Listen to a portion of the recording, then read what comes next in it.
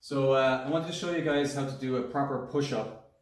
Obviously there's a lot of good trainers out there doing home workouts and push-up challenges and things like that. So I thought I would help out by doing more of a tutorial-based video.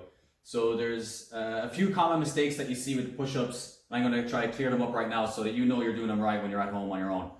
Okay, so the first common mistake I see is that it's people are moving their shoulder blades themselves. So in any exercise, there's going to be more stability than there is mobility. What that means is there's more of your body not moving than there is actually moving. So what we have here is the shoulder joint called the glenohumeral joint, where the humerus, the arm, attaches into the shoulder blade.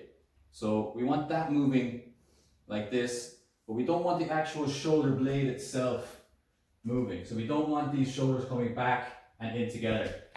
What we want to do is bend at the elbow joint and at the shoulder joint to create that movement pattern for the push-up. So when you're doing it wrong, what it looks like is this.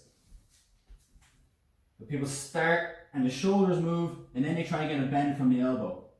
Okay? Reason being is that you're clamping out on your ligaments and tendons here, which you can't really feel working, so it feels like it's easier. But all you're doing is putting damage on the shoulder by overstressing it. So what you need to be able to do is pull your shoulders down. So it's called scapular depression. So that's raising them up, that's pulling them down. When you pull them down like that, you'll be using your lats and some muscles of your back here to stabilize. That means the shoulder won't go anywhere. If I'm squeezing it down, it also won't go back. Okay, so the next thing then is your direction. So if you don't want to go straight down, you want to be going forward a little bit. So when you do those two things, when you depress your scapula and allow yourself to move forward, what happens then, you'll see, is the forearm stays vertical. I move my body around my forearm. Okay, I'm not trying to go straight down, because if I do, my forearms have to clear out of the way. And then from the front view, that will look like elbows flaring out.